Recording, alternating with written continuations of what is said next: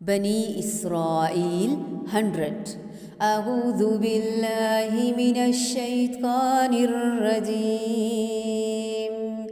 قل لو انتم تملكون خزائن رحمت ربی اذا لأمسكتم خشية الإنفاق وكان الإنسان قتورا. قل کہہ دیجئے، لو اگر، انتم تم، تملکون تم مالک ہوتے، خزائن خزانوں کے، رحمتی رحمت کے، ربی میرے رب کی، اذن تب، لامسکتم البتہ روک لیتے تم، خشیت ڈر سے، الانفاقی خرچ ہو جانے کے، وکان اور ہے، الانسان انسان، قتورا بہت کنجوس بخیل. کہہ دیجئے کہ اگر بالفرض تم میرے رب کی رحمتوں کے خزانوں کے مالک بھی بن جاتے تو تم اس وقت بھی اس کے خرچ ہو جانے کے خوف سے اس کو روکے رکھتے، اور انسان ہے ہی تنگ دل، تھوڑ دلا.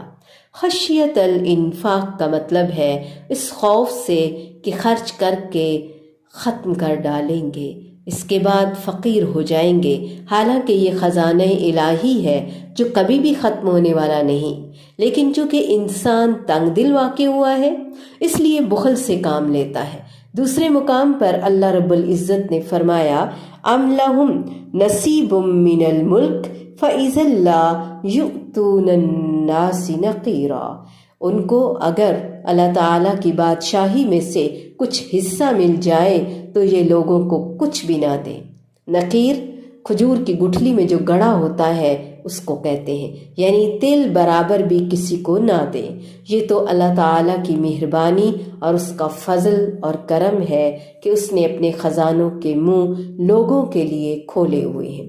جس طرح حدیث مبارکہ میں ہے کہ اللہ تعالیٰ کے ہاتھ بھرے ہوئے ہیں، وہ رات دن خرچ کرتا ہے لیکن اس میں کوئی کمی نہیں آتی. ذرا دیکھو تو صحیح، جب سے آسمان اور زمین اس نے پیدا کیے ہیں کس قدر خرچ کیا ہوگا، لیکن اس کے ہاتھ میں جو کچھ ہے اس میں کمی نہیں، وہ بھرے کے بھرے ہوئے ہیں، کوئی شک نہیں. تو اگر تمہارے رب کی رحمت کے خزانوں کے مالک تمہیں بنا دیتا، تم ہو جاتے جن کے ختم ہونے کا کوئی امکان ہی نہیں، تب بھی تم کسی کو پھوٹی کوڑی بھی نہ دیتے. اس شدید بخل کا نتیجہ ہے کہ تمہیں اللہ تعالیٰ کا بھی کسی کو نعمت عطا کرنا برداشت ہی نہیں ہوتا.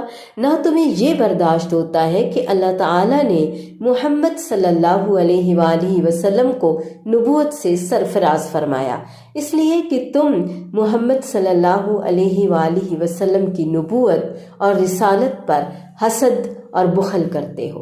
یہ دونوں صفات بے حد کبھی ہیں. اس کی ہمانی آیات ہم مزید کچھ تو پڑھ چکے ہیں النساء میں، لیکن اس کے بعد ہم آگے بھی اس مضمون کو سمجھیں گے. وَمَا كَانَ الْإِنسَانُ قَتُورًا، خرچ میں تنگی کرنا، بخل کرنا اور انتہائی درجے کی، یہاں تک کہ اپنی ذات پر بھی خرچ کرنے میں بخل کرے. اس میں انسان کی طبعی اور جبلی خصلت بیان فرمائی ہے جو ہمیشہ سے اس میں پائی جاتی ہے اور جس سے چھٹکارا انہی اعمال کی بدولت ہو سکتا ہے. انشاءاللہ ہم سورۃ المعارج کی آیات نمبر 19 سے 35 میں بھی پڑھیں گے. قل لو انتم تملكون خزائن رحمت ربی اذا لأمسكتم خشية الإنفاق وكان الإنسان قتورا.